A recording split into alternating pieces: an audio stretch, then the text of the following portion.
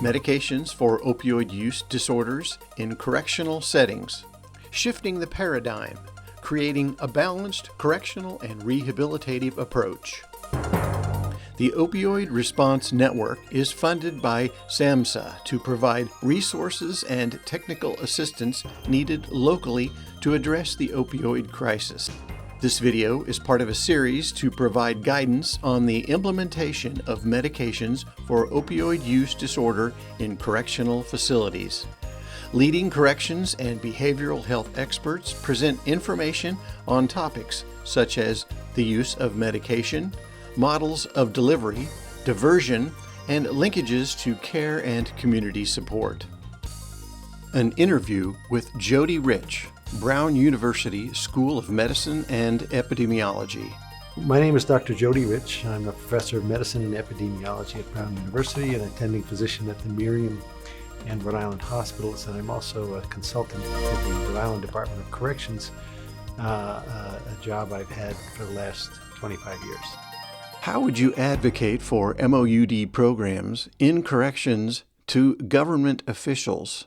When I talk to patients who have this disease, who are involved in the criminal justice system, invariably I find out that the reason they're there is ultimately because of this disease.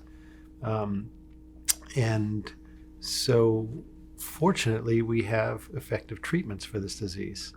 They're not perfect. There are other diseases that we have better treatments for. There's other diseases we don't have nearly as effective treatments for. So the treatment is highly effective, and we have, for the last 40 years, essentially failed to take advantage of that opportunity. The opportunity being to actually diagnose people with this disease, start them on treatment, and continue them to treatment on the outside. If we were to do that nationwide, we would take a significant chunk out of this epidemic and go a long ways towards addressing this problem. So that's it in a nutshell. Now, to get there, we need politicians, we need policymakers, we need the general public to understand the disease of opioid use disorder or opiate addiction.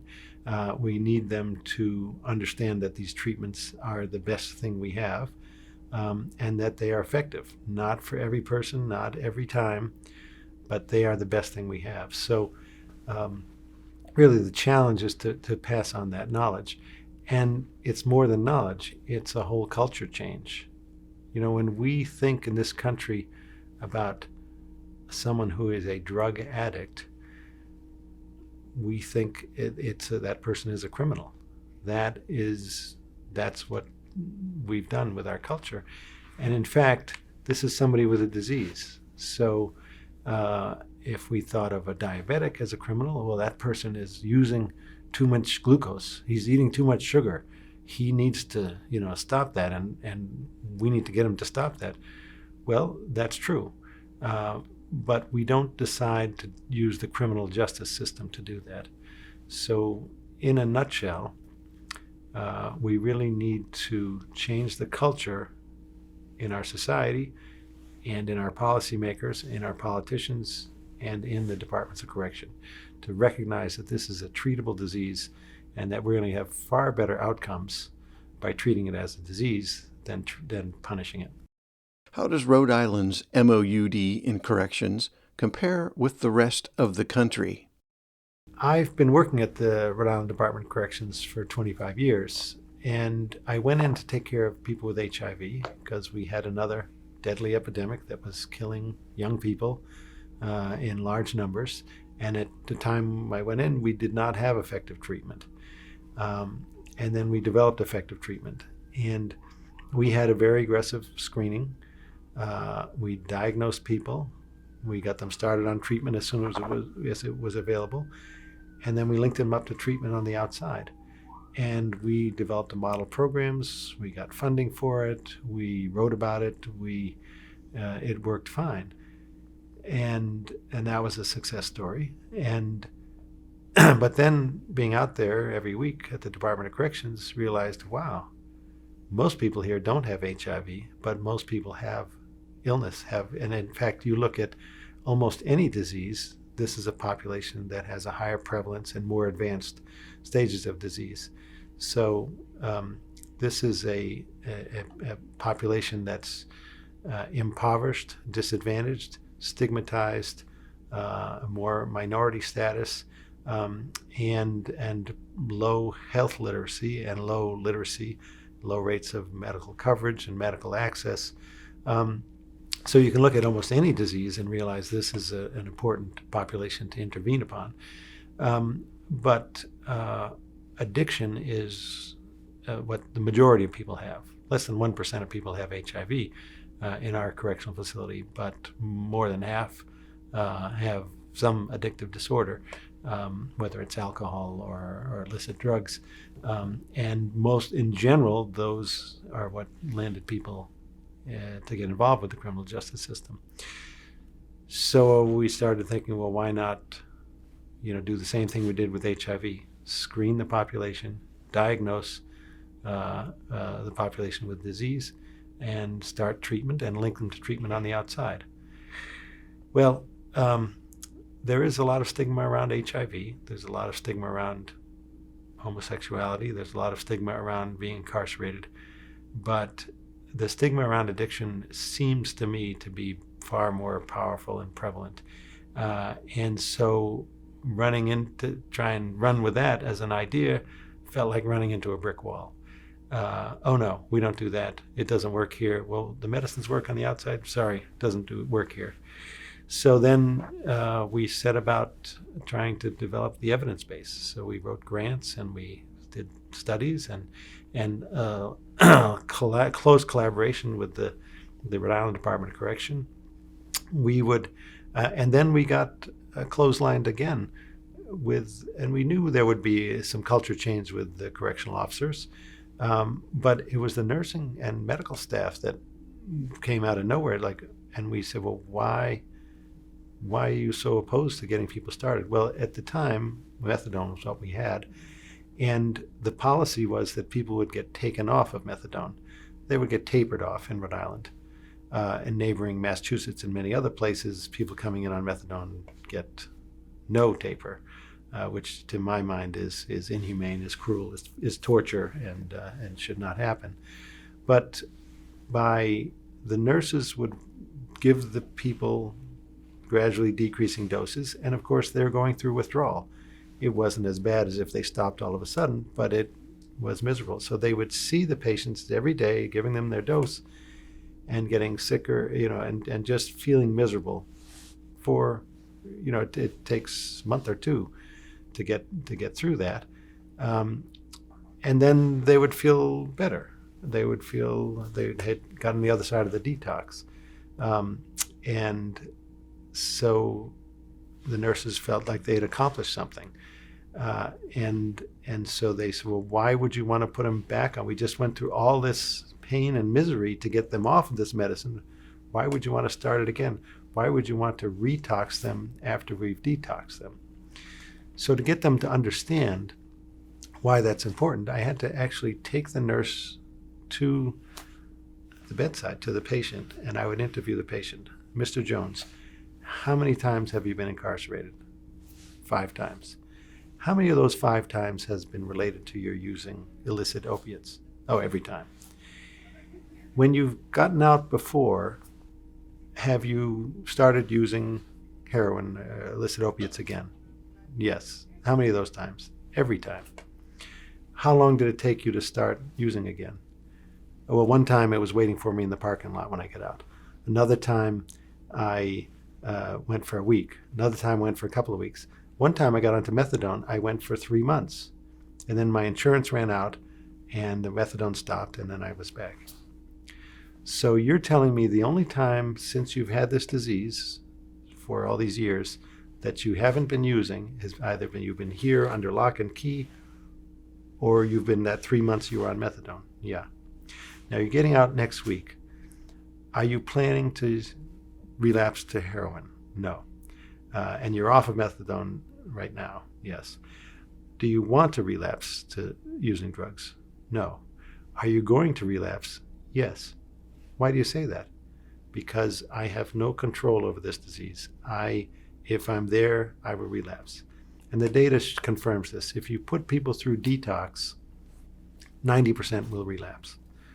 So it's not a matter of methadone being good or bad versus just being on nothing. These people, it's almost like telling a diabetic, like, okay, well, just, get out there and don't have your sugars be elevated. It doesn't work. You need the insulin. For many patients, they need the methadone.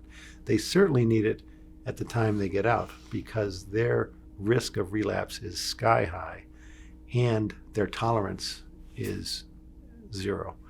So they are at extreme risk for overdose and fatal overdose. So after going through that conversation with the nurse, then the nurse would say, okay, now I get it. It's better to be on methadone and have control of your life than to not have control, overdose, and be on risk for dying. How was Rhode Island able to get the support to implement MOUD in corrections? The story of how we got to where we got to was, we built up the evidence. We published papers in top journals. It turns out the same medicines that work in people in the community who have this disease also work when people are incarcerated and transitioning out. But there was still a long way to go to make this policy happen. And I would say the first bit of credit goes to our governor, Gina Raimondo. She is interested in an evidence-based approach. She set up a task force, made this an expert-driven task force. She got all the stakeholders together and give them 90 days to come up with a statewide plan. So